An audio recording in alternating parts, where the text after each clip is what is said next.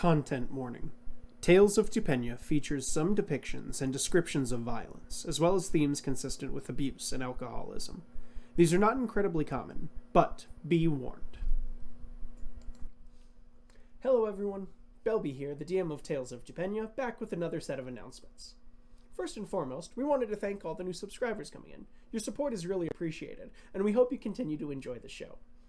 To that point, a giveaway will be occurring soon over on the Instagram of 3 t-shirts. Make sure to migrate over there and follow the page for more info on that front.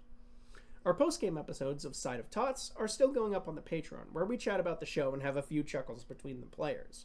And our merch store via Threadless now carries hats, such as this one. Our second animatic is also proceeding apace. If you haven't seen the first one, check it out in our Tales of Tupenia Shorts playlist on the channel.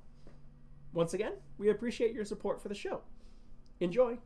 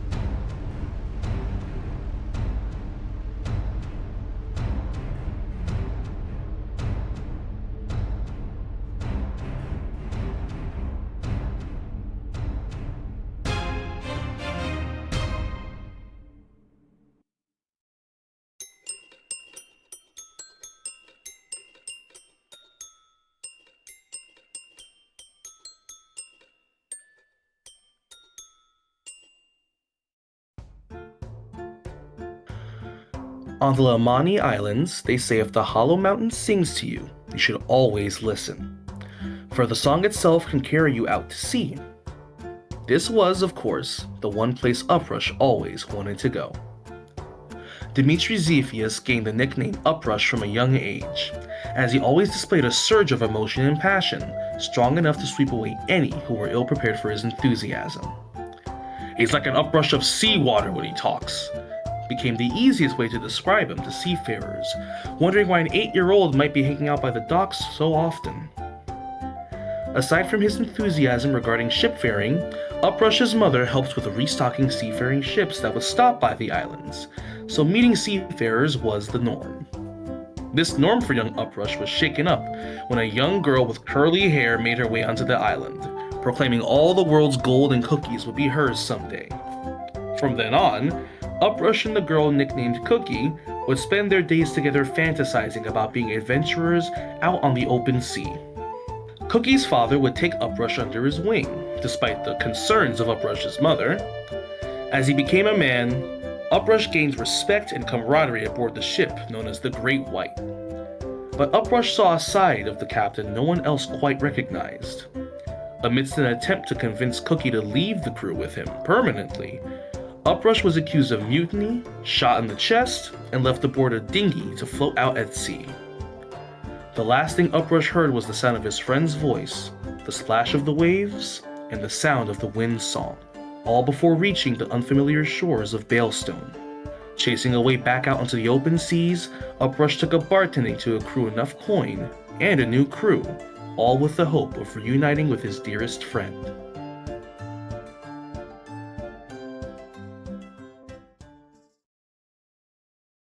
Born to seafaring merchants, Jack and Robin, hailing from Arigian and Kelcary, neither of whom were willing to give up a life on the sea. Hector grew up barely 4 years before returning to the sea for a life of adventure. His youngest mentor in the clerical arts was a steward of the drowned, a medic known as Tim Callaghan. Eventually, his parents' honest merchant dealings led them into conflict with a pirate crew of a fearsome captain, where Hector's parents passed away tragically, with barely enough surviving members to crew the ship into the nearest harbor. Hector's friend Tim took him in, a blessing for young Hector that quickly was dashed as he was left with a smile in the main temple of the drowned stewards. in the town of Cotton's Creek, to be raised by one Albert Sparrow, an older steward past his prime. Hector went on to become a fellow steward of the drowned, sailing the seas, protecting ships from the same fate that befell his parents. One day, a group of pirates captured him and stuck him in the upstairs closet of a seaside cottage, held prisoner for a week until the early crew of the Bearded Dragon found him. A crew that Hector has stood fiercely by ever since.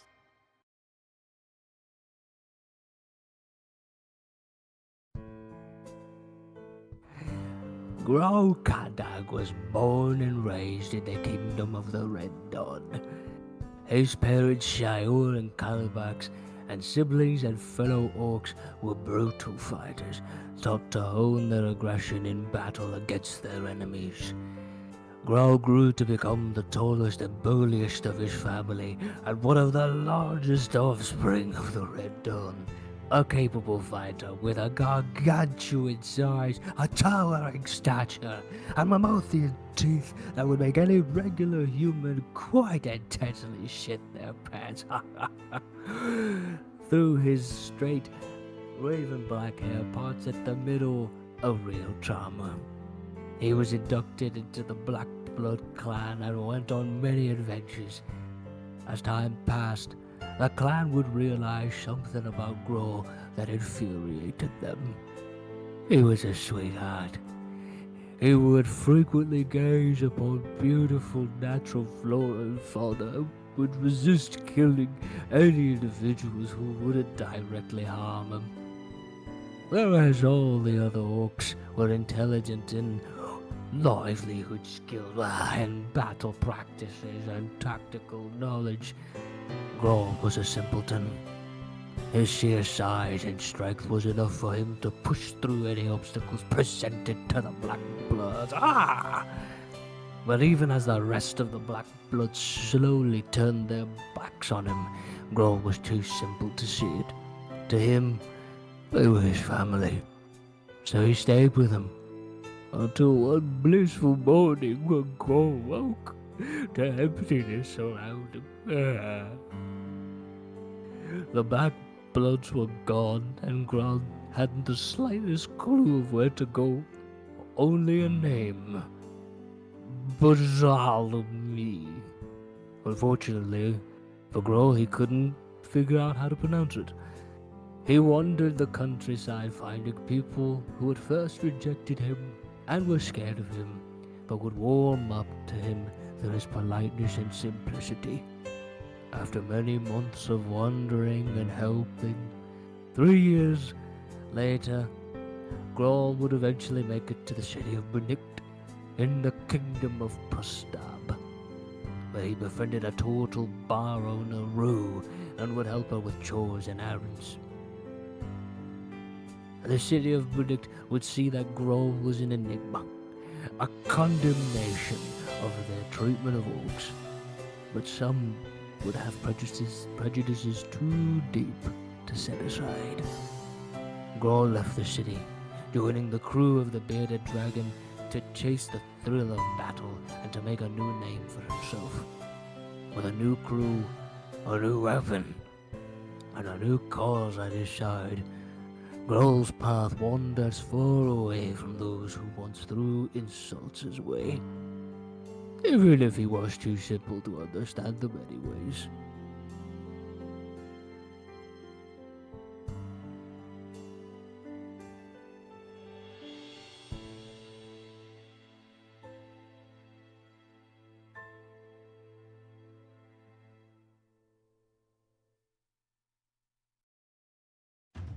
Adrian Drake was born and raised in Winterstone. Being the second son of the Admiral of the Kingdom, Adrian always lived a life of adventure and wanted to be out at sea like his father. He and his brother lived their early lives with a nanny, though Adrian snuck out multiple times into the slums, getting into trouble with his best friend Karn. Later on in his years, he was hired onto the Agalita, a trade ship with an older captain Adrian saw as second father. During one voyage at sea, an Asmer named Ariel came aboard trying to get Adrian to do a quest for his god, and would not leave until he did so. While the two were below deck in a heated argument, The Agalita was suddenly assailed by pirates, an all-out assault, which was suddenly disrupted as a bolt of lightning rent the sky, sinking the ship and all aboard it. Adrian woke up in the middle of the sea alone. At least that's what he thought until days later, a dry voice echoed through his head. The self-same voice of the Asmer he previously encountered. Drake made his slow way back to port, where he and Ariel now share the same body, though not, perhaps, the same goals.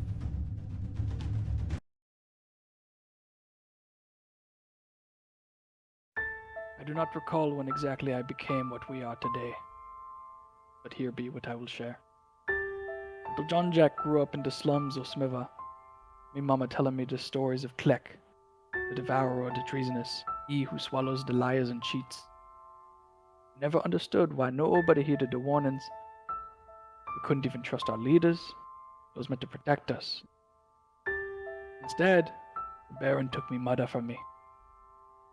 I found a new home in the old elf tree, and found a new family all my own. Then he took that away too. I escaped the town with nothing but my clothes and a few friends. And me brother in all but blood, I would have followed him to the ends of the world. And I did. And we were free.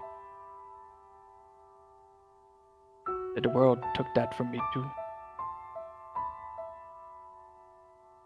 Han, my brother, he sold me out for wealth and power. Under the thumb of the Baron of Bimbolo, the very man who took everything from me, I found if you take enough from a man, you make a monster. With nothing of the little boy in me left, the fish from my mama's stories spoke to me. I thought it a mere illusion, but it delivered us to new friends and freedom. I know it take more than fables to fix the wrongs of the world. It be taken more than the blood, sweat, and tears that has already been taken. It be taken something more. With me crew, we be feeding the fishes. Kidru grew up in a rowdy family. As the eldest of 5 children, he always hoped to keep an eye on his siblings. It wasn't easy growing up in the harsh cold of Satpia, but he was happy. Playing with siblings, ice fishing with his mom, and hearing stories of Satpia's heroics and grandeur from his father. Kid and his brothers, namely Kaivan and Kalir, loved these stories, and grew up wishing to join the military themselves one day. And when Kid was only 19 years old, that opportunity would come right to his village.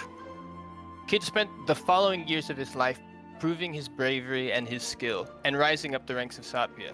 But in doing so, he saw the nation for what it truly was, and began to doubt the actions he'd taken under a banner he once thought was great.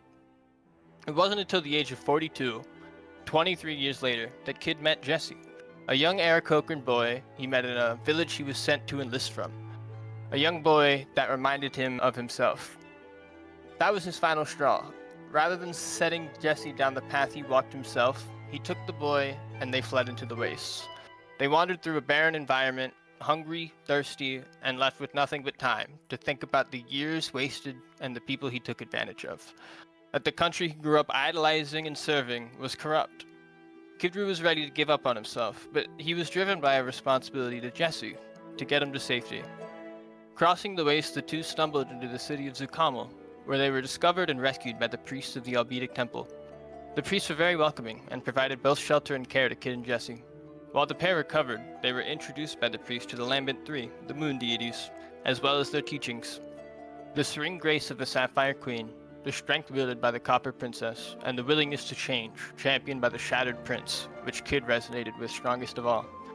After months of self-doubt, that message drove Kid to remake himself as a missionary, a wanderer, and a tool of this change, leading him into new lands, new struggles, and a new path to redeem Tupenia, as his gods and he seek to create.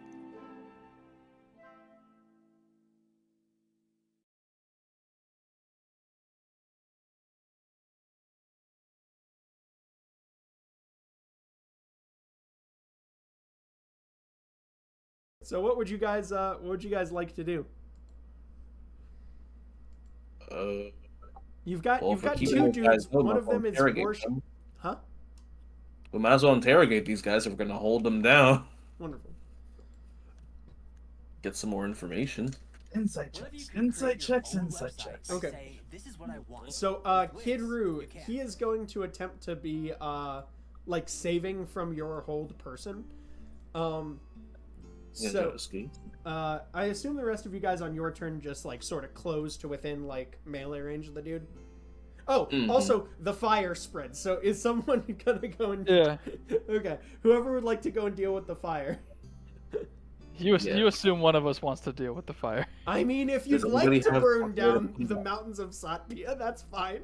Yeah. It'll get to that bunch of trees and they'll stop.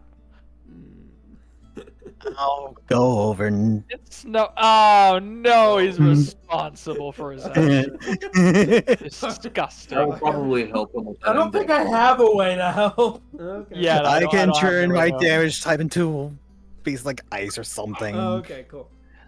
Yeah. Water damage type. Yeah. All right, so you So go. I'm gonna walk 15 here, and I'm just gonna like dangle my little toesies off the cliff. I'm here. I don't know how I'm getting down, but I'm here. Hi. Wonderful. So we've got Uprush and Ariel putting out the fire. Yeah, you guys can sort of like control because there's like these little bits of like it's starting to like the storm that Ariel's got going on. There's a little bit of like snow. There's a little bit of that can be like directed as you guys like. Yeah, I can use some wind to like kind of direct where it's going a little bit. Right. So you guys together with your like air magics begin to like basically like smother the fire and like remove air access, close off pathways with like little drifts of snow, yada yada. Nice. Yeah, wonderful. So Hector and Kid Roo, who are on the dude. Also, so how long does your dragon stick around for, Ariel? An hour. An hour. Okay, so you still got some an time. hour. So they are conversing in a language you don't understand right now. Just this one and the one that's like focused on praying. Which one do you guys want to interrogate first? Because the other one is, let's see. So this is like round 2 of the hold person spell. He's gonna, this one rolls. I believe that's gonna be, does a 16 break hold person?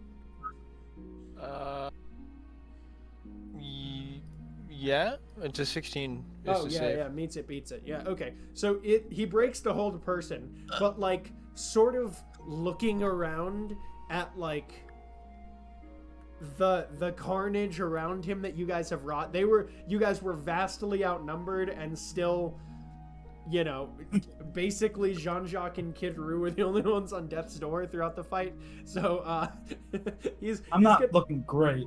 He's gonna take a second. He's gonna hold his hands up, and he's gonna go, "Parlay? Is that what pirates say?" Oh, I'm not a pirate. I will lay on hands myself, actually, real quick. Cool. Can I blow some healing stuff? Sure. Yeah. Feel free. Yeah, I'm gonna cast a 2 third level. Okay. Or one third level. Okay. On myself. How many third level spells do you have left, out of curiosity? Because that's, I believe, 3 third level healing words so far. This will be my third. Okay. I have 4 because I have 2 Okay. 2 warlock, 2 bard. Cool. All right. I'm mass healing word. Oh, okay, the party. All right. Wonderful. Roll your damage die. What was that? I didn't take any damage, so I'm good. Well, it's 6 people For one. regardless. Yeah. So unless DM allows me to double up on people who need it. No. I Yeah. get 10 more that's health back. 6 Quick healing. pause before interrogation. I'll be right back. 6. Okay. So okay. that's... Dun. Woo. Okay. I'm at 34 damage taken. Okay. Oh boy, yeah. I'm keeping 1 third level spell slot for counter spell though, because I don't trust anybody for shit. All my third level slots were counter spells or dispel. Yeah. I could blow 4 first level slots. I'm 2nd level cure woundsing myself. Okay. I'm all out of 2nd level slots. Let me know once all of your guys' dice are rolled. Yeah, That's 15 more healing. I'm done healing for now. Same. Okay. Slightly Alright. under half health, so I'll take that. So, Ariel, who do you want to go and chat with first?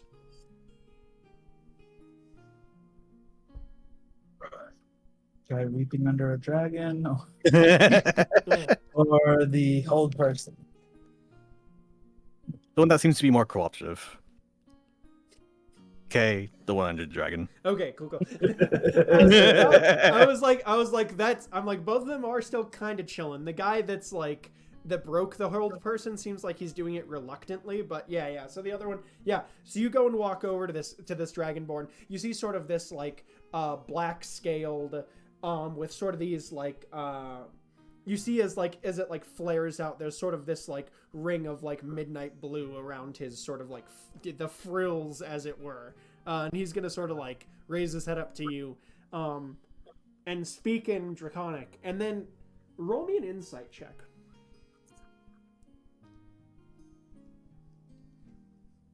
Straight roll. 19. 19. You see him cock his head just a little concerned for a second. Like, he's confused that you don't understand him.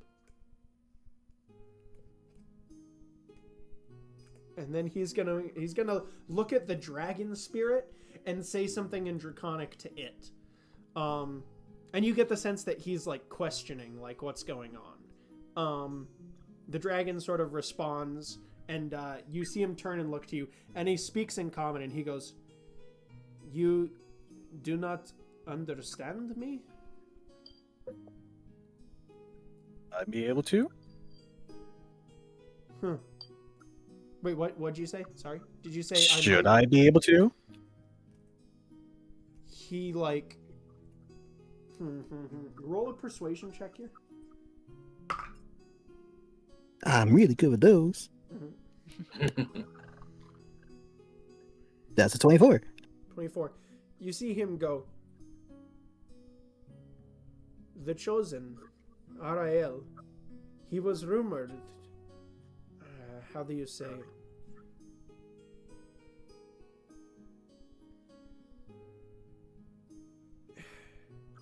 rumored to be chosen.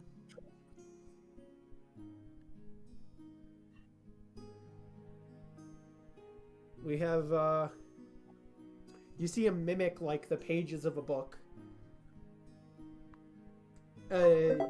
You, many years. I ordered 204 knives by Dormbro and built a witch website to sell them. Yeah.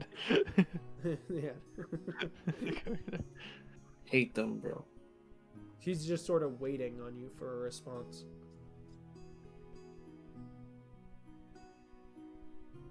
When the incident happened, I forgot a lot of things, so... You see him nod his head, and he goes, "But you are Arael, yes?" Correct.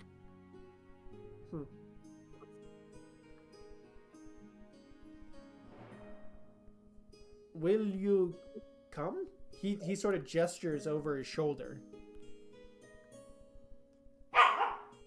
Where is it that you want me to go? By roll me. I mean 24 from before. Yeah, he's going to like lower his head for a second. He's gonna look around for a second and see if he's being like watched by the rest of the party, which I assume he is, like a hawk. Yeah. Yeah, roll me Probably, yeah. some perception checks here. He's gonna try and stealth something. Yeah. Oh. Little shit. I am ready with a counter spell. Mm-hmm. I would be in his head, but I want to counter spell. I do perception as well. But that's No, you don't okay. need to. I don't Okay. see shit anyways. What was that perception from, Jean-Jacques? 8. 8? Okay. I maintain my reputation. 31. Oh, Damn. Dirty one or 31? Dirty. Okay, cool. That's not my. 31 is not in the. I was like, hold on. 31. Oh, like 31? Yeah. No. I also heard 31. All right. That'd be crazy. What was that from Uprush? 19, good sir. Okay, and what was that from Hector? From Perception?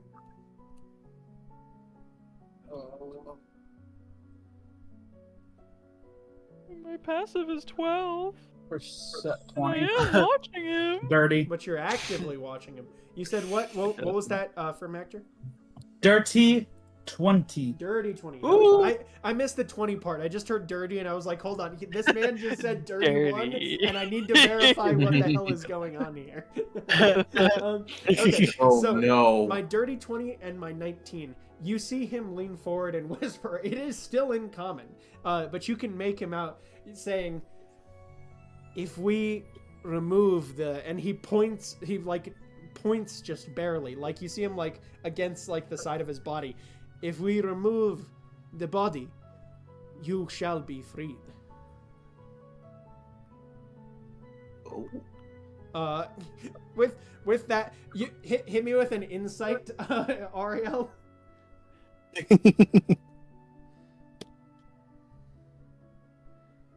That's an 18. They are 100% going to try to ritually sacrifice Adrian. Like this is 100% trying to ritually sacrifice Adrian. Oh, fucking course. The Sunderer had chosen the body for a mission.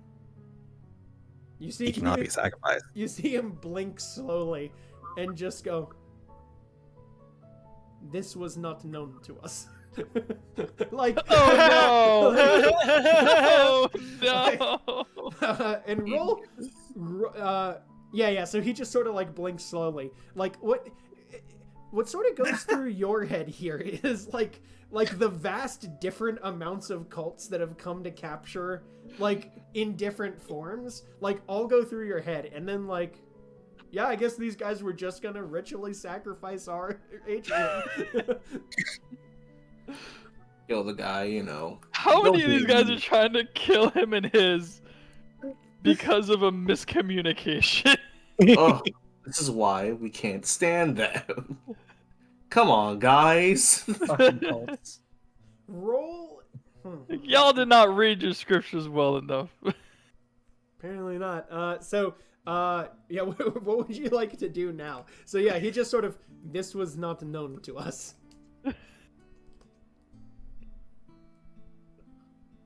Of course it wasn't, because you guys can't read, can you? Let's see. Does he take offense? Yeah, Let him. A little bit. He looks at you and he goes and he just stares daggers at you for a second, Uprush, and he goes, shit, actually, what the fuck did I... goes, the cult of the forgotten god are well read. We are the saviors of this land. Right. You just forgot crucial information. You see him take a second, and like he seems to be processing the information that you've said here, Ariel, and like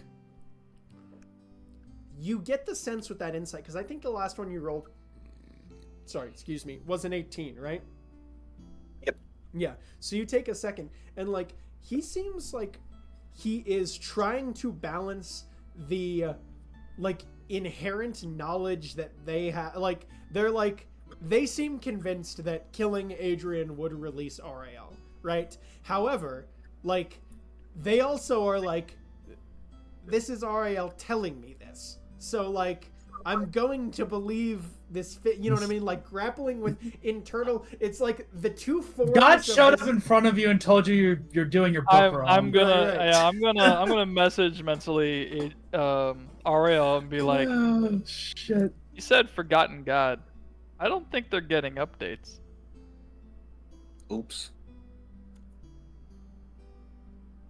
These powers that you and your companions were able to do, where did you acquire them? From the god, of course. And roll Arcana or Religion. I will give you. I believe that we had one in combat, but like since you're having a second now to like reconcile this, and it's not like in the moment of combat. Yeah. Yeah, from what I remember, it was Ariel, basically. How many counter spells do you have? I can do 3. I cast Detect Thoughts. I cast Detect If I- Thoughts. I'm just gonna... On this, brother. Yeah, I've cast Detect Thoughts on this. Oh, in general, get I some mean- surface thoughts. Surface shit. Yeah, from the last time I did this roll, if I remember correctly, it was basically the spell was being pulled from Yeah, space. you can roll it. I'll let you roll one like those. Like I said, the fact we did them in combat, but like I'll let you do them again now that we're out of combat, just because like you're having a second to like you're having, like that's heated combat. You're like okay, like trying to make like quick decisions on the fly. This is like Ariel taking a second and like really thinking about how the nature of this works. So yeah, Arcana or Religion. And Manny, I'm gonna need you to make a dexterity saving throw. Dex. Yep. So the last one was Arcana, so I'll do Religion. Wait, hold up. I'm not probing. I'm just I know. picking up. Real? Wow, that's it. Oh, well, so this This is is on me. This is AOE right now. I'm just picking up Okay. thoughts in the air. Never like mind. I'm So not probing as long yet. as you are not if Yeah. you go to dive into them, I will consider it an instance of targeting. But like if this is not a targeting, then no. Yeah, you're Yeah. good. Right now I'm picking up surface things, and no, as soon as I hear something Buddy- interesting, I'm diving in. Buddy but- seems convinced. I mean, like you said, it seems like he is at war with himself in this moment. Yeah. He does seem convinced that the god has given them these powers. Like there does not seem to be you feel like complete certainty within him. Yeah. The Forgotten God gave me these powers, and Right. I'm just doing. Okay. Yeah. And so, what was that Arcana or Religion from Ariel? So since the last one, I know I did Arcana, I'll do Religion for this one, which Okay. is a natural 20. Natural 20. Okay. So, Ooh. with a natural 20 on this effect, you don't think that the god is granting them these powers just because like you are, like you said, you're starting to pick up these bits of your past again. And like the Sunder of Skies, while he was the god of dragons at one point, right? You don't think that it's like that it is inherently like an evil thing, right? You think that it was just sort of like he was the patron god of these people, right? And with a natural 20, you're like you're starting to think now a little bit about like the way that the despot was working, and the way that these like some of these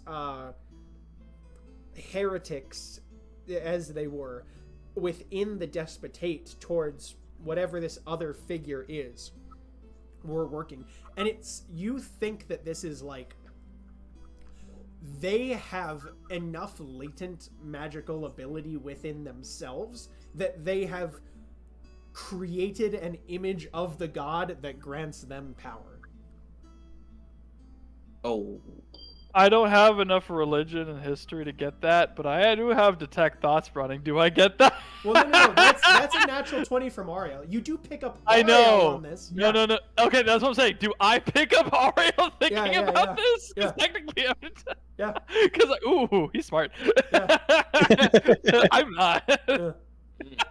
And yeah, so I've like never thought of how bad the metagaming can get in canon. Yeah, if what you if- have that on. Yeah. I was like, wait a second, I literally get that.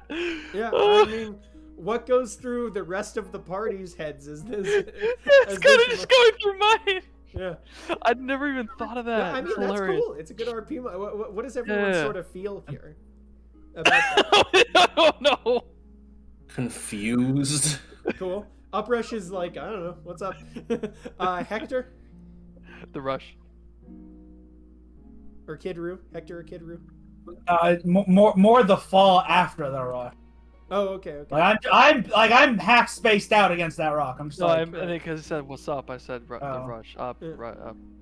Oh, yeah. No, the, yeah. Okay, so, Sorry. and Kid Roo? sort of this like knowledge that like that people can manifest like a oh no wait, no, you're only tagging. Oh, sorry, my bad. None of that information is said aloud. Jesus H. Okay. Yeah. I have it because Yeah. I have detect thoughts running, and I'm looking at. Yeah. So that's what. So that's sort of what goes through your head, Ario.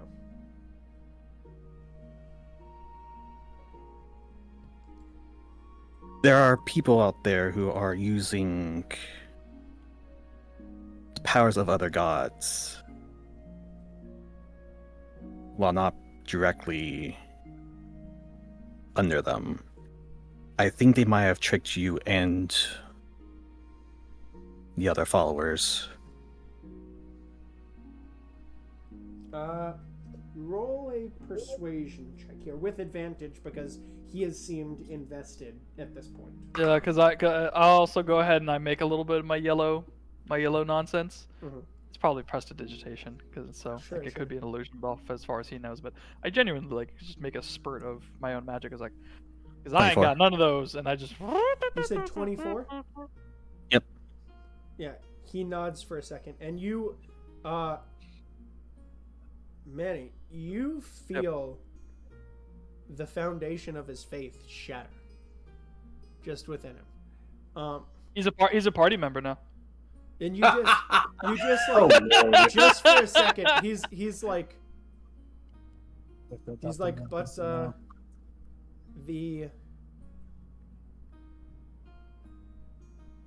the god was taken from us. Exactly. He still speaks to me. I'll hold out a hand to him to help pick him up if he accepts. Yeah, he'll reach out and he'll grab your hand and stand up, and he'll just go. You see him sort of like he takes a second, and he like looks at his robes, and just like starts fiddling with the hem a little bit of just like.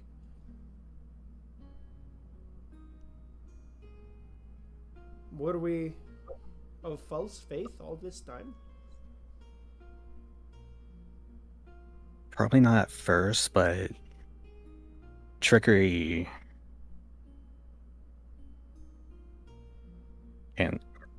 has led you and everyone down the wrong path.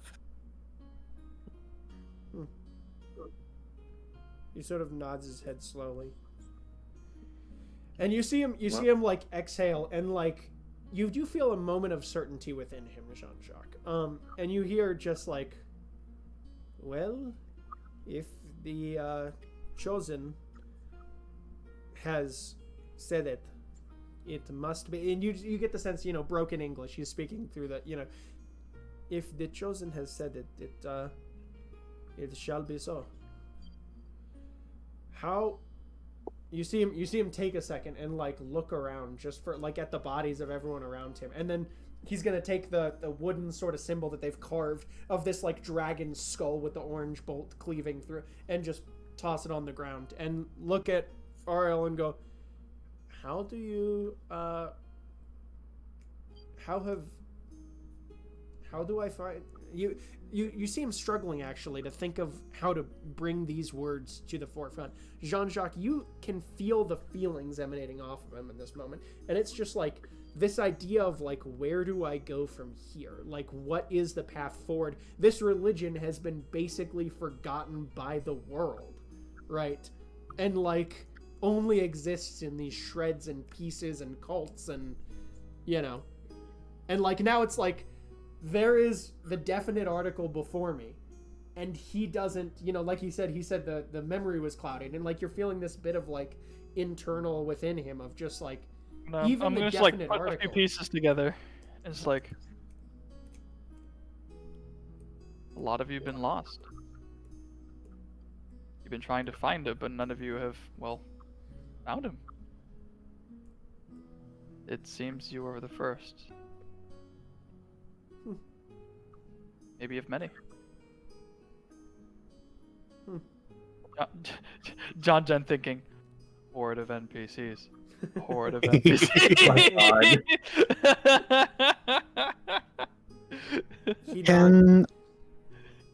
Can I pray to the Sundra to get an answer for For him? basically, yeah. Yeah. Yeah, let's do, because this is effectively a, let's do a luck roll here. So roll me 2d10. Okay. I got about my d10s. Hold on. Mm-hmm.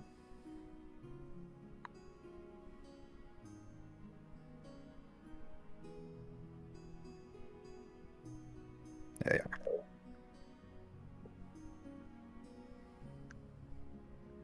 95. 95. You reach out, and it's weird because I think it is like this, the fact that there's this shroud on top of you that makes it so hard to connect with these aspects of the past. The Sunder had spoken clearly to you before, but I think that as you reach out here, there's just, and the storm is raging around you, so you feel more at home in this moment than usual, but there's just this sense of how do I phrase it? You know when a storm is in the air and there's that crackling, there is the feeling of lightning around you, but there's the uncertainty of not knowing when it will hit? Sort of that. Ooh. Yeah. And you don't think, he doesn't seem to respond to you. Okay. But he is going to look over to the Dragonborn is going to look over to his compatriot and talk, speak a little in Dragonborn to the other guy who's going to, he's been listening in, and he will sort of nod his head. He doesn't seem as accepting of the, of this new philosophy as the first guy did. But he's going to nod his head slowly and sort of you see him sitting with it, wrestling with it. I picked that up. That he's not quite. Mm-hmm. Yes, yeah. You. But he's earnestly wrestling. Yeah, with it. it's a 14. He seems pretty skeptical, but he's thinking it over. He's I mean, there are the bits of okay, this is literally, at least we can tell that this is Ariel, right? And this other guy seems convinced, and he did summon a dragon spirit. He's tallying evidence, but he's still not sure about the, you know what I mean, about the conclusion. I go over to him, and I mentally relay to him, which is not language dependent. Mm-hmm. I was he's the real thing. We've been following him for quite some time now. At Olive Garden, and we're all about more craveable classics and more made-from-scratch sauces. Crafted miracles aplenty. And even though the voice of his god is not as loud as it once was and should be, mm-hmm. He's the last walking piece of it. Nope. I gave him advantage on that. You see, you sense that he is trying to grapple with your words, but I have rolled shitty. So you say this is gonna take some time for this fellow. But also, every one of his cult is dead. So it's well, kind of. There's a lot to work through right now emotionally. Yeah, kind of SOL. But you see them nod. And you see the first of the two Dragonborn, the black Dragonborn with the sort of midnight blue frill. He looks over at Ariel, and he just says, "Very well. We find our way. Yes." Yes. He gestures over his shoulder the place where he suggested taking you, and he goes, "By the way, do not go explore that temple. It is you sense him struggling for the word, and he goes, grody in there." Oh. Too many sacrifices. Oh. It's oh, well, that'll save me a lot of nightmares going forward. Do I remember the true symbol of the Sundrew? Yeah, it is a version of theirs. So the true symbol is this like cirrostratus cloud, which is that very sort of cloudy one with a lightning bolt, a normal like light blue lightning bolt cleaving through the center. Mm-hmm. And there's like they have like very clearly like like dark reddish orange of blood, skull in the background. Like they have very it's very clearly a cult version of the symbol,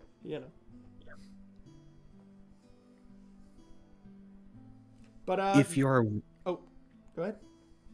If you're willing and stay with us for a little while, I'll try to make you a true symbol of the Sundrew. He nods. He let's see. Yeah, give me a persuasion check. We'll give you another with advantage just for convincing them to whether convincing them to stay here. Good lord, these 19s are everywhere at the moment. Okay. And that's a natural 20. Okay. Wonderful. So you the one guy is completely involved. The second guy, he does accept, but it's like it's one of those like it is literally like, do I wander alone with no mounts back across the wilderness, right? Or do I kind of like rock with the, you know what I mean? Like see what I can do with the and like Jean-Jacques, you're like it doesn't seem like quite schemes in his head yet, but like there are definitely notes of just like survival. I don't know, man. We'll see where this goes. Right. Yeah. So you guys, they kind of walk along with you guys as you guys continue your journey. Cool. All right. I keep a damn New close eye on friend. that other one. Yeah. The horses, I believe, do hold all of you. We had purchased, how many horses did we buy? Did we buy 4 horses? It was 4. Yeah. Wait, hold up. They came from a camp, right? Yeah. Well, I mean, it's a pretty recently set camp. You know what I mean? But like. But they have something. Oh yeah. Yeah, They have supplies. extra They anything. have things. Oh yeah, sure. Okay, so we can maybe find some answers as to who's leading these people, Yeah. get some supplies, maybe requisition some of the gear that these people would like from their own freaking tents. Yeah. Maybe some memorabilia of their lost loved ones. Cool. All right, you guys. Sorry. You guys You make your guys way. were wrong. You just want stuff. I might also want stuff. Right. I'm gonna roll a luck check here to see how much of the supplies you do actually notice. It's not you like they've packed up their camp to like because they've been chasing you. They've been moving campsites like throughout the day. So a lot of it is bundled on the like penguin bears that they had. I'm gonna roll a luck check to see how much of it was with the one that was dragged into the water. Okay. Not that much. They've lost maybe, they sort of like look down there. It seems like there's like a few of the tent bundles that have gone missing, as well as some like scrolls and things like that. Not like magical scrolls, but like, you know what I mean, like scrolls of like extra parchment that they had is what they convey to you. The first dragonborn with the black scales, he sort of gestures to himself and he goes, Berix. He's just gonna reach out his hand and he will shake Ariel's hand very reverently. He's gonna like reach out his hand just to shake. Yeah. He'll shake it. He's like, it's like meeting the Pope, where like he takes a second, he looks at it again, and he goes, I will never wash this. and like, second one comes up and goes Lonaxis. And the shake that I hand you.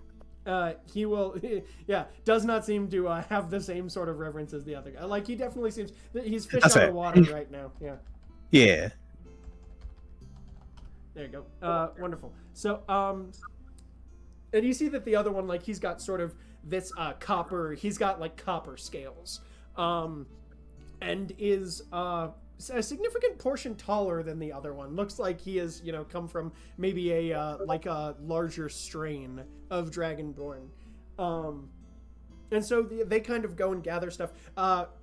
Survival-wise, you guys managed to, because they had enough food for 10 people, 3 or 4 penguin bear mounts. Yeah, there's more than enough food. You guys are good on your survival check for the rest of the way. You've got probably 4 weeks worth of food split among current party, right? That you can gather and store in the portable hole. Speaking of, are you guys, because you guys have to store it somewhere, are you rolling out the portable hole in front of them? I know that's a DM question that would intimate it's not. Yeah. Here's just I don't know.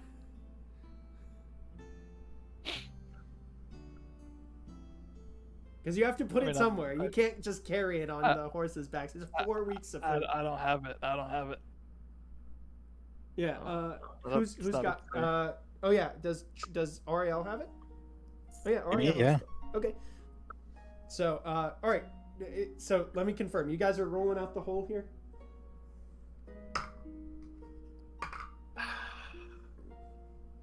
I don't know if it's a good idea. If none of them stop me, I will. Okay, cool. Wonderful. He goes to start. Can I make a perception check to see? Just have them. Just how tell them to turn around. Or I guess my passive is 12. Yeah. I don't know. I'm not looking out for it. I don't think I'd never thought about it. Yeah. Okay, so then the only one, and Ariel's focused on it, only one that's probably rolling insight here is Kidru and Uprush. Then is Hector still zoned out, or is he? Yeah, no, he's not really paying attention to what's going on. All right. Let's check.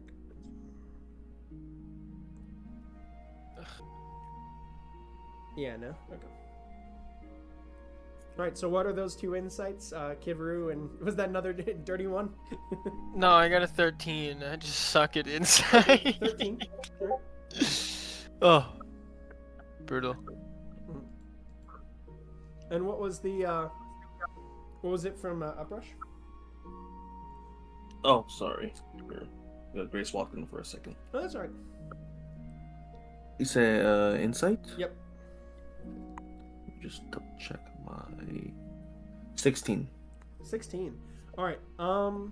Let's see. With a 16, yeah, and with a 13, you do notice that Linaxis is sort of giving it a cursory glance. One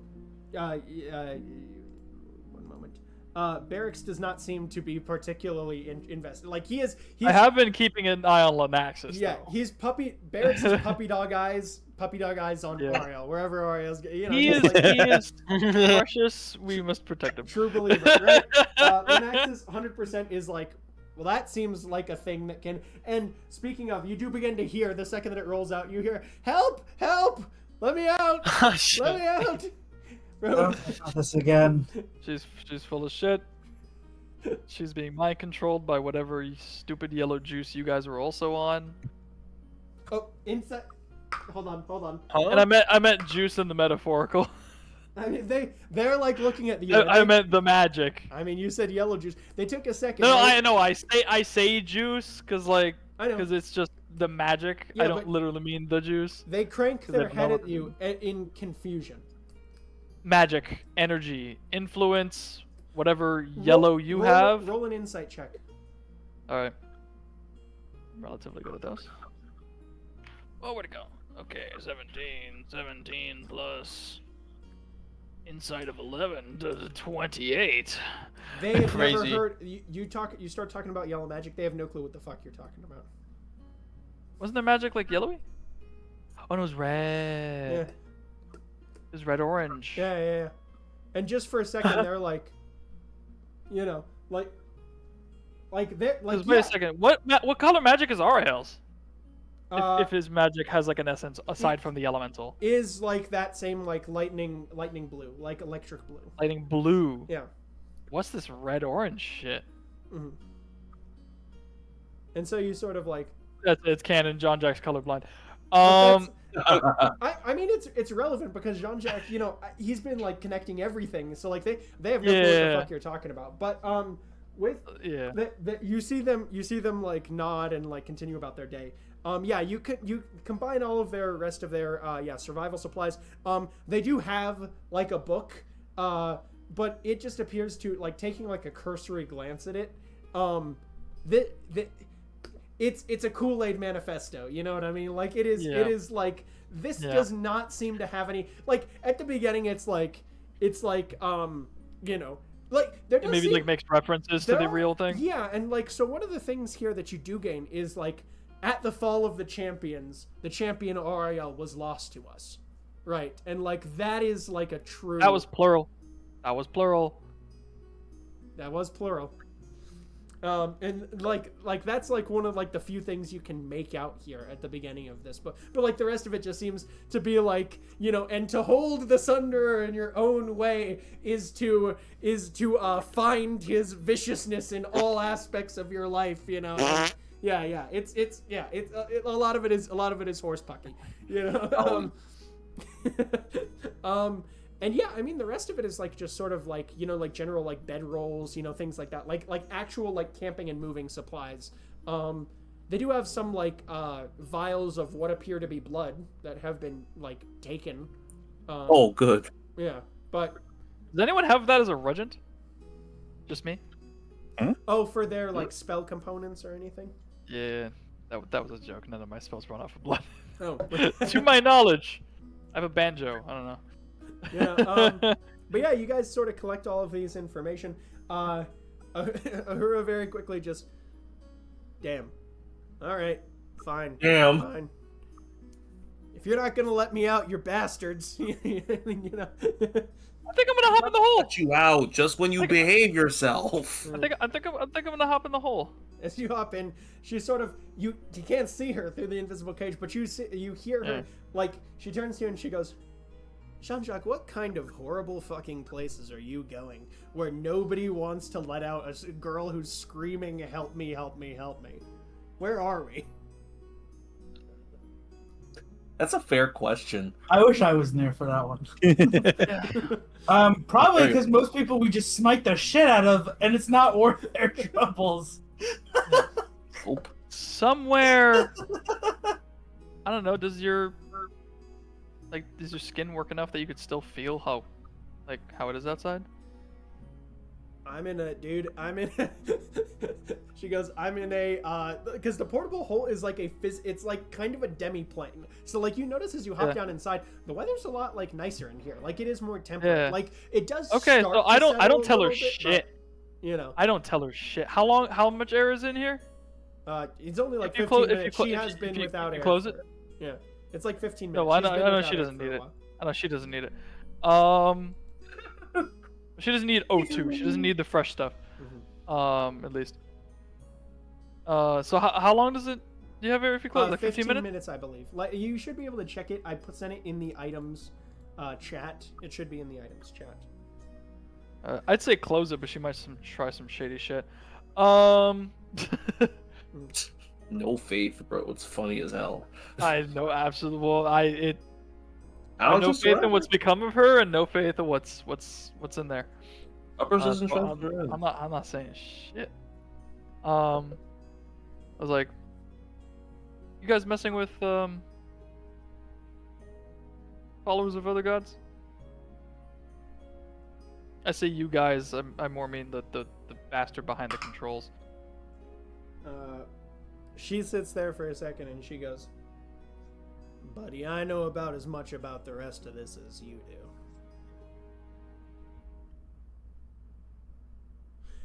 Hey, Fair. when did you learn to be a fighter? How'd you have to figure it out?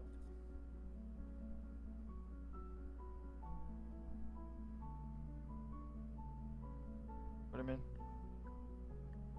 I mean, was it, you know, as a kid you weren't much of the fighting sort, but no, you seem pretty competent in some of these battles that we've been in. Oh, you see, most of the wounds I sustained were magically closed up. so I was actually a bit of a mess. Hmm. So I wouldn't say I'm much of a fighter now either.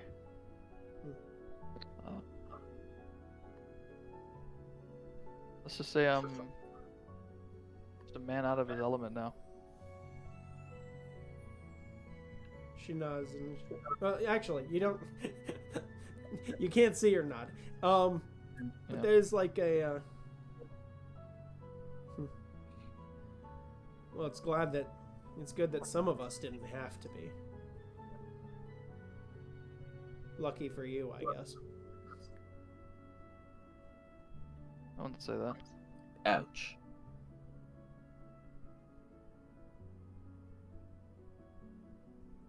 Maybe I would have been able to save you.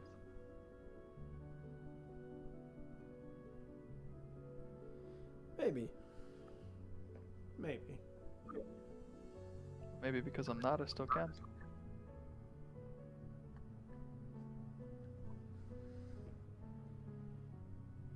It goes silent behind the cage again.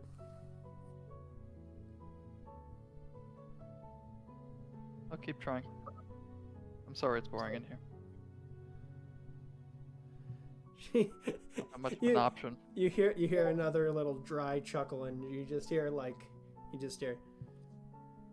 second that you guys end up in a city, you're gonna be in a world of trouble.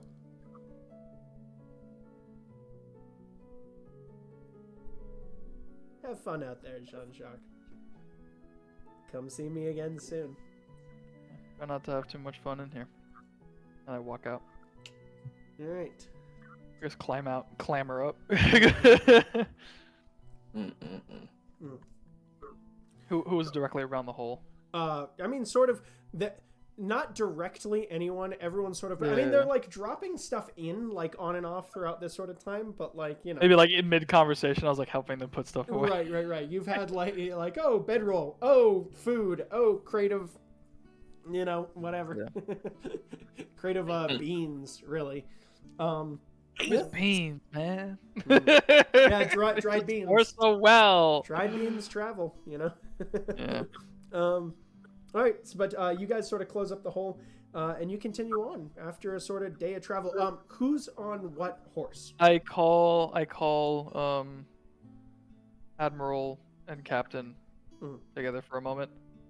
Oh boy. And they can relay it to the rest if they want. She said, "Good luck as soon as we reach the city." I don't know if that is just any city, or guessing a city, or just the second we open this, she's gonna make a kerfuffle. I don't know what she meant. I didn't have tech thoughts running, but she could also just be trying to get into your head. My head's a mess. She can get in if she wants. She's gonna get lost. I don't think anything's gonna get done there. Well, but something to keep in mind. Did you ask her about the eye? No. Isn't there a connection between them? Yeah, it's from what I've gathered the one controlling her, but if I mention it, then he might regain control. I like talking to her every once in a while, at least while she's still her. Fair. But I don't think there'd be anything to gain mentioning it. If I detect thoughts running, maybe. But you think there's a chance that, you know, he's just kind of tracking us through her? That's why I didn't tell her where we were. It was the first thing she asked. Oh, what kind of place is this? And no one would answer. It's like, man, I didn't say shit. Smart. Make sure you don't tell her where we are, what we're doing, or anything like that. As long as she can't hear anything outside the hole, we should be fine in the city. He might be resorting to that because we popped his eyeball. Yeah. So, maybe the threat meant as soon as we open the hole in the city, maybe overhearing crosstalk would help determine where we are. Maybe. Probably. Maybe through like the language or the dialect or something. We just have to avoid opening up the hole as much as we can. Or we can open the hole on purpose, and we can pretend that there's a city, and I can speak like someone from somewhere nowhere near here. That is true. Which would be hilarious. I mean, I'm not gonna sit here and lie. That'd be pretty entertaining. Yeah. So we'll just watch Cyrus Kem just end up in the total wrong city looking for it. It's like, I'm gonna menacingly. Oh, here's my next monologue. I'm gonna say this. He busts down some random inn door. We're not even there. I'm just imagining that pudgy little blonde head of his. Well, unfortunately, we'll be able to get our hands on him anytime soon. And if we are, we just got to make sure we're ready for it.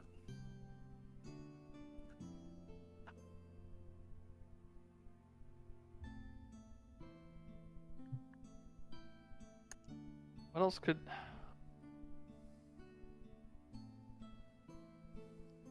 What you thinking?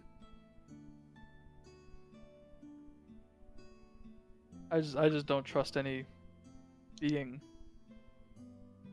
to bind her to. She's gotta be bound to something.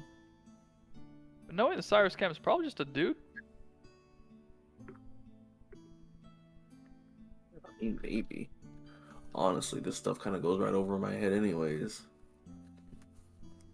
I wish it didn't go over my head as much as it does. Well, that's why we're trusting you to watch our backs.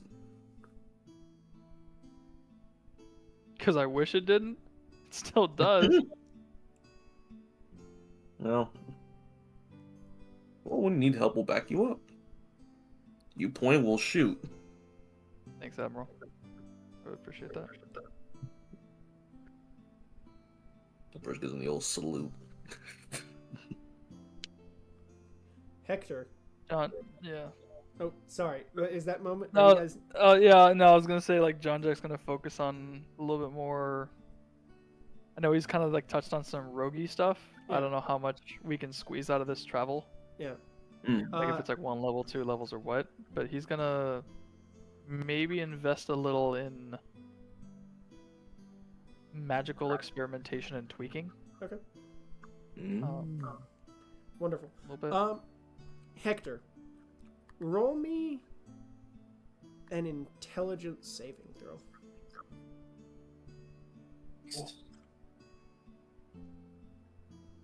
That is a 6. Oh! As you guys are traveling here, who's on what animal as you guys take off here on the horses? Because there are 4 horses, 6 of you and two tagalongs now. Oh no, wait, 5 of you and 2 tagalongs. Well, let's be honest. Obviously, Ariel and Barracks are on the same horse, right?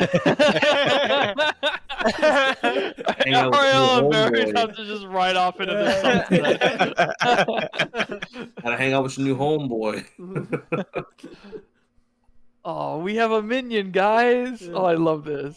Oh, as if we didn't have an entire crew, but like still, like this is different. Yeah, we need another person to order around. Yeah. All right, so more He's heads gonna be to so worry about. confused. So you've got Not Ariel. paying him. No.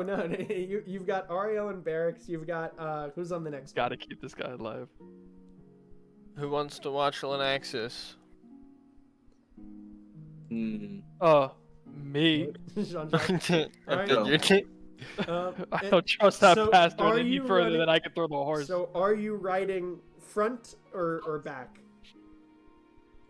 I would be riding back or walking beside him. Gotcha. All right, so you're gonna ride back on the. All right, because I think everyone else is making speed at like horse speed. Then we've got. Okay, so then we've got left 1 solo horse and 1 duo horse between Uprush, Kidru, and Hector.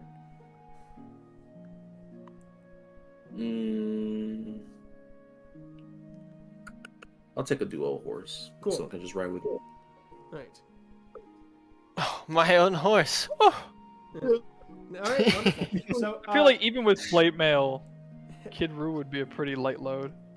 Hector, as you go to Hollow drift bone off ball. here, that 6 on this intelligence saving throw, you're sort of like, you're really tired out from all the casting in the battle.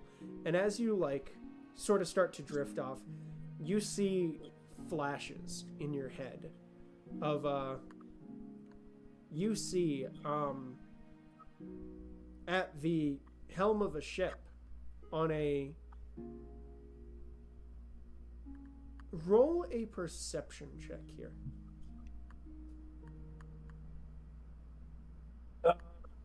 Natural 20 plus 9.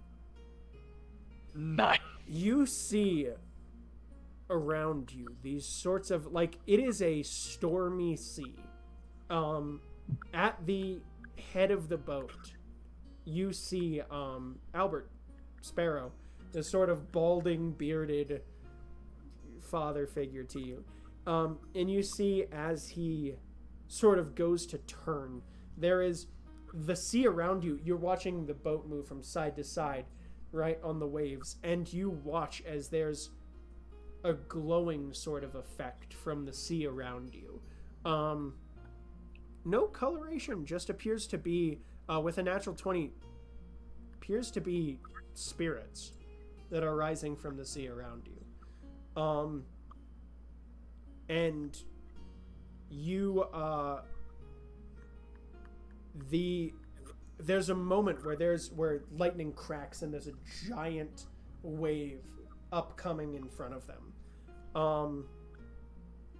And there is and it crashes down onto the ship. And the ship is sundered in this moment. And you watch the ship go down. You watch all of these sailors get pulled under.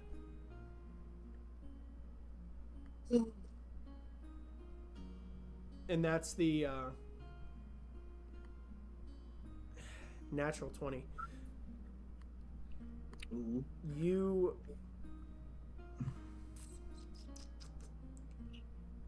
with a natural 20 perception, you have just a moment where you were thinking about the news that you had got from Scylla, that he was killed. This doesn't look much like that. Now, it's hard to find a result as part of that. Like, is this vision that you're having different? Was the story that they heard wrong? It's hard to tell.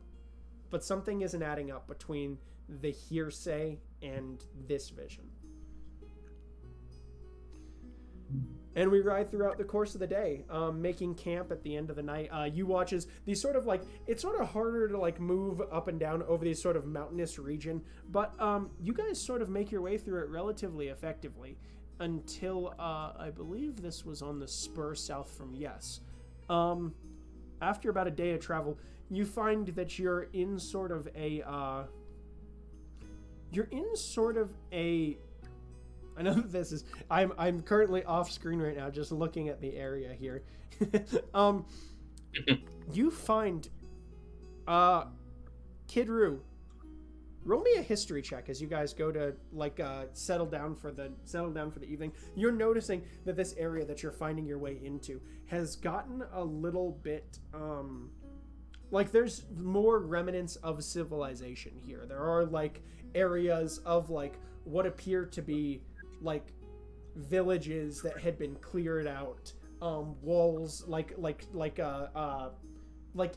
balustrades that are running across like areas of this like icy sort of hilly landscape.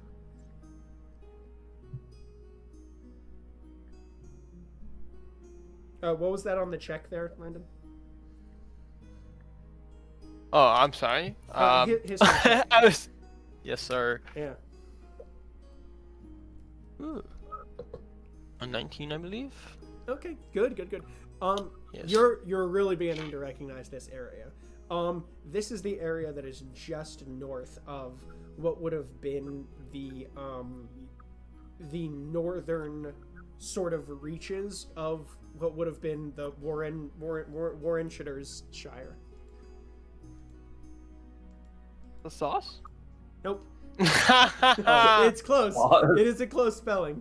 But I'm sorry, remind me. That's the one to the south, yes? yes, at the south. Yeah. Okay. Just you recognize the area. That's about all. You know, like there's a moment of like looking around and being like, "Oh, this was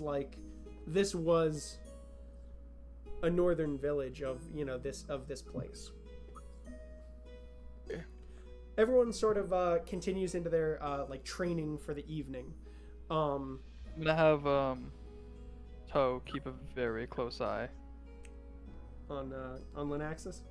on Linaxis. Yeah. Wonderful. Yeah, Toes. You hear him go, "I got it, boss. He'll never escape me." Wasn't he the one that tried to atomize you? He turns and he looks at him. Or was that another Probably. one? I lost track of which one's which. He goes, probably. I'm not entirely certain. I just, I was too focused on the being shiny. Yeah. It is very distracting. Oh You're yeah. absolutely resplendent, Toe. Thank you. Appreciate it, boss. He knows what that word means? Yeah, that's what I was gonna say. Yeah. I know what that word means. He doesn't need to know what that word means. He's like a dog. As long as the tone is there, he's happy. You hear him, and as he goes off, he goes, "Hey, boss. I'm a little worried that I haven't gone back yet, but I really don't know what to do about it." I have absolutely no clue either, and I kind of just don't want to poke the bear. Okay. Too soon? No, not really.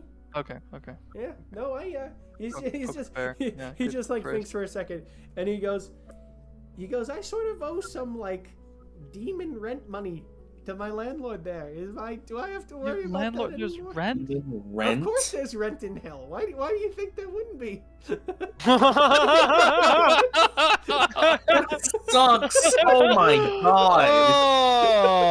Oh, you know what? I hate that with every fiber of my being. Oh, I hate that it makes sense too. because it's like super lawful hell too. Like it's not even like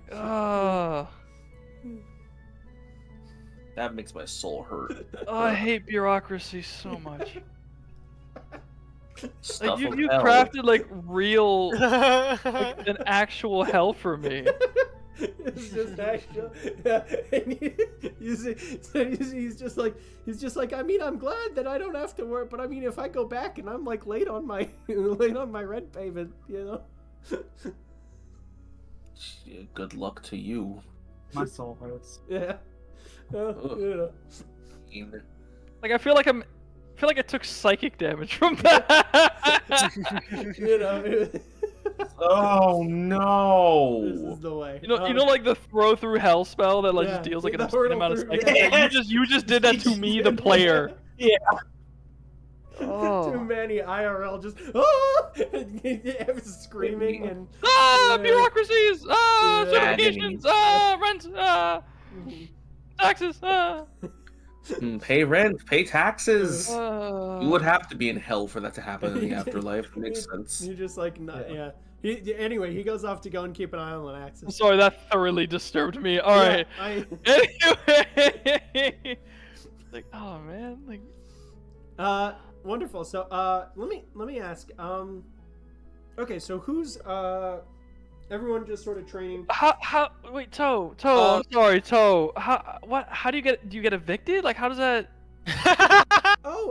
No, they sort of, they throw. Okay, so there's sort of an evil pit of pain, and whenever we're evicted from our little places, we just get thrown Wait, into the scrolls say you're native to that. Yeah, but it's kind of worse, It's like, how do I phrase it? So you were born. I don't know. You know the closest thing to born for that plane. You were born. That's what I read. Yeah, there's like, Right. give me. So I thought that's what I was summoning you from. Yeah, but it's like we're kind of just like there's. Think of He's gonna. Like there's layers. He doesn't have minor image, does he? Like a core of onions. Does he have minor image? Or minor illusion. Or whatever it is. I mean, if you gave him spellcasting, by all means, no, he does not. That He does some not. of them have like He has nothing. He has poisonous claws. He's poisonous gonna bite land his on the animal. ground. He's got like nothing. He's gonna land on the ground and he's gonna start drawing in the ice just really quickly. He's going to draw, basically like. He's going to draw a giant pit, and lining the outside of it. I mean, it's kind of a child's drawing, so it's hard to tell exactly what's, but he does a decent job of it. He's going to start, like, scratching and drawing, like, basically, like, think like the Anasazi cliff dwellings. Like, there is a giant pit of There's a giant pit, and you want to get higher because it's less shit. Right, and around the outside... that has been like they have all of these dwellings that are inbuilt into the mountains, and you notice actually he draws up at the top. He draws what appears to be a little castle, and he draws some like little stick figures standing around the edge of the top of the pit, and he's gonna go. So in the heaths of shadow, we sort of if something goes wrong, you get kind of thrown into the pit for a while. It's like you get punished. I'm getting lore drops from Toe. Yeah, you. You get thrown into the pit. You hang out for a while, and then the second that you're, like once your punishment is over, you just kind of get put back into your day-to-day life. I mean, we have, to be fair, our job's day to day. So it's like, if one of you were some little child, it's it's going, spit in a general's eye. Whatever our sort of contracts are. Sometimes it's go and make a deal with this person, but sometimes it's just we just sort of do whatever we do around the heaths. All right. So if one of you were to be not brought by contract that lets you come back quickly, but if you yourself were to traverse to this plane, and were killed, where would you go back to? Back at home? Back at home or back in the pit? Well, I mean, it's all one sort of plane here. Is the pit and the castle and the fields? Yeah. They're all sort of where the Sentinel hangs out. Castle? Where would you come back? I'd pop right into my apartment. To be honest, actually, I just sort of you're back. What? So that Rakshasa we killed just popped right back into the laps of his harem. Yep. Well, it takes a little bit of time. You know what I mean? Like sometimes it's like the bigger you are, right? Yeah. You are a little longer. It takes a little bit of time to. No, I'm quite kind of short because I'm teeny tiny. You know what I mean? Yeah. So, it's for the boy. Bear is naked. Hey, naked is the day the Sentinel made me. Well, I mean, I guess I'm naked right now, but don't worry about it. Christ.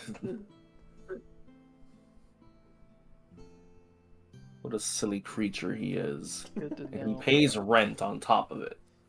Yeah, and so, Did you pay in like how do you pay? Paying what? There's it's sort of a pile of. We have escalating tiers of. It's the bones of creatures that have ended up there, and so you've got like the basic little, like us. We usually use like lizard bones. That would be like the equivalent of like your pennies or something like that. But like giant knuckles. Giant knuckles are pretty rare. They take a little bit of time,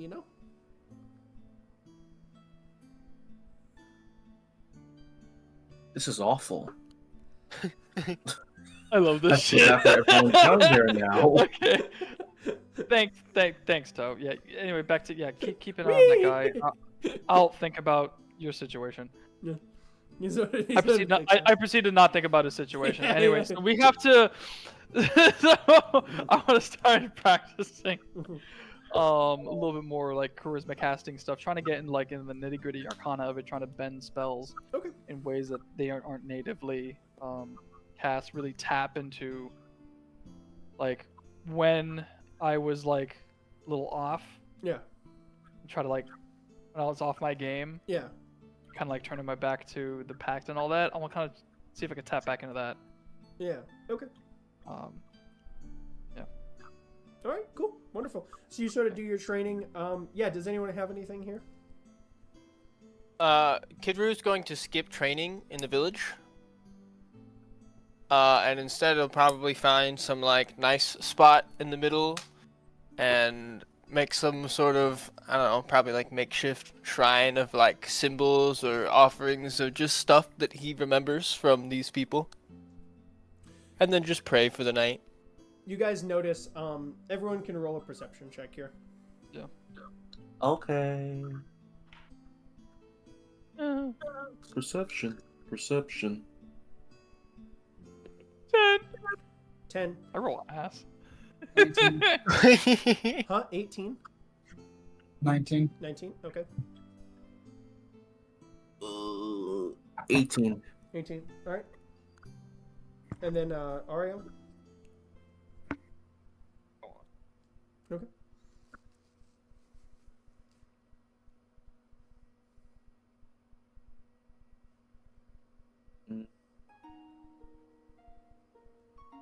Let's check. Perception. 17. 17. Yeah, anyone above a 15, you sort of see as Kid Roo here begins, like, just going around and, like, you're sort of, like, collecting... Kid Roo, as you begin to, like, pull stuff off the ground and just, like you begin to, you grab an old frying pan that appears to be sitting in the, rubble of one of these homes, go and place it down.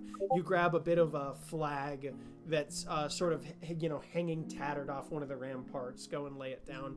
A little, what appears to be, a doll of a child dropped in a hurry. You go and sort of set it down.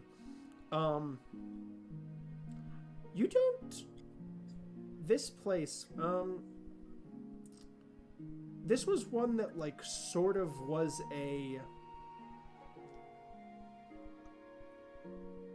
This one seemed like a lot of the people were, like left in a rush, right? The battle sort of took place a little bit afterwards. But sort of, like, just looking at, like, the remains of this village and, like, the bits of these, aspects of people's lives that are gone now, You take a second and you sort of, you sit down and begin to sort of meditate. Everyone sees him sort of, taking seconds of, like, really, like, paying honor to these sorts of moments of the past.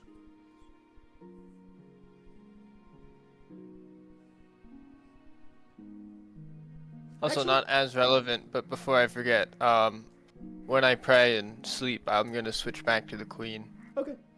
Cool.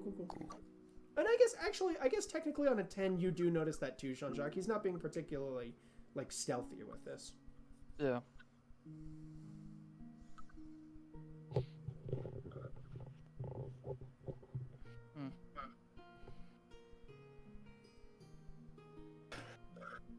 All right. I'll bite. I was like, let me just let it sit for a second, and if nobody... Yeah, I'll bite. Okay, cool. I go up, I'm sorry, I can't come off of that. John Jack composes himself. Be considerate of other people's emotional experiences. What happened here? Internally, John Jack laughing.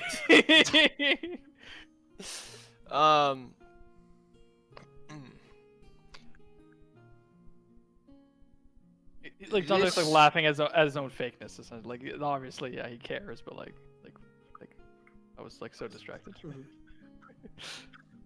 Yeah. This is territory that Satpia had once reconquered, and the people who live here and the culture that they had are largely gone or forgotten. You say reconquered? They had it, they lost it, they got it back? Yeah. To put it simply, I suppose.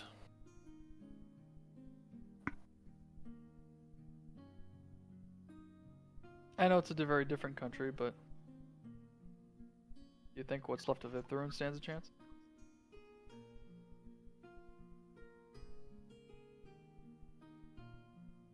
I do. I think a lot of what's important for a country is more its leadership than its past. And from the short time that I could tell, you seem to have put a solid group together.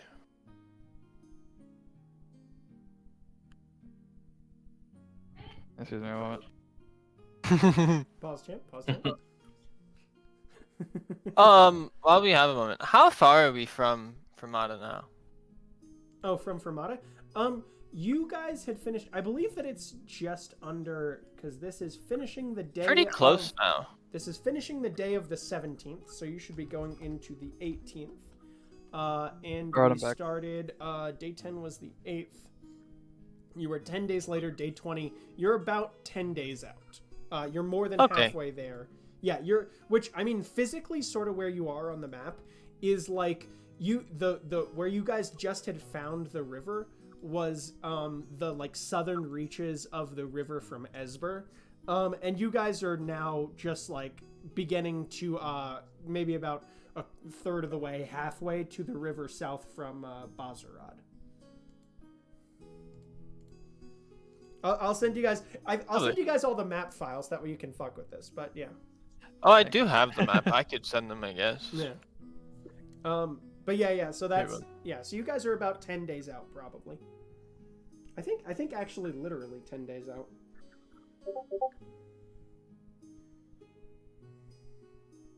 Yeah. Hell yeah. Where was it under? Did I send it in? I think I pinned it somewhere. You guys travel. Map. But anyway, yeah. So what were you saying, Jean-Jacques? Right. No, 32 days. So 12 days out. Yeah. I'm gonna be rude with you. I forgot. Like does Ziptorun stand a chance? Yeah, the council. He was just saying you put together. Yeah, the council. Yeah.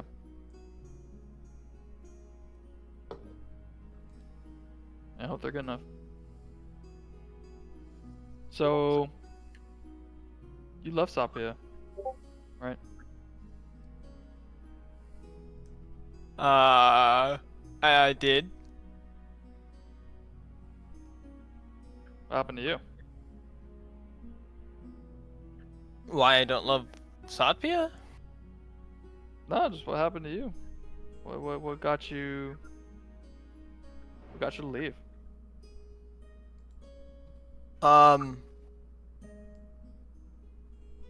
Satpia masks a lot of bad things in good ways.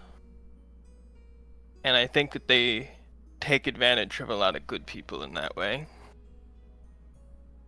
And I fell victim to that for a very long time. I feel like, correct me if I'm wrong, or just making too many connections where there might not be. But I feel like Satpia and Iptharun are like two sides of the same coin, to use the cliche. Iptharun used its corruption on its most evil and vile to concentrate power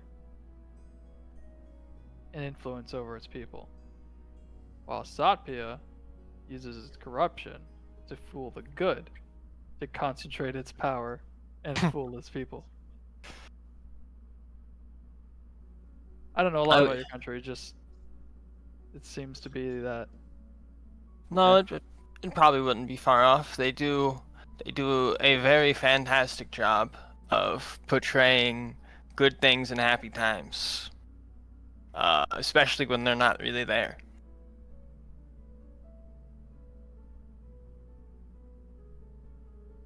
Oh, I think I'm gonna have fun here. I think I just need a bigger coat first. It's cold as shit. It's really not that bad. You're from here. Your bears are half penguin. Yeah. Yours aren't? They're regular bears. We don't even have bears where I'm from. Hey, you don't have bear. Also, what AP conversation? What is C? Wait, you don't have bears? You have been All loud right. enough, Jean-Jacques, that Upper sort of comes like walking up. Yeah. You don't have bear. Having the penguin bears is pretty I cool. turn over to Kid Roo. It's like, this man grew up in paradise, and for some reason, he left. I still don't know why he left. Why did you leave? Why did you leave? Like, I grew up in hell, not pretending to be anything other than hell. He grew up in hell, pretending to be heaven. What do you grew up in heaven? Well, paradise gets old Yeah, it's just after a while. Because he got bored. He got bored. You hear that, Kid Roo? He got bored. Okay, would you guys like to join me in honoring the dead? Sure. Wonderful. Let's sit down. Let me ask. Like, no. What way does Kid Roo choose to honor them in? Is he which, because he knows two different rituals.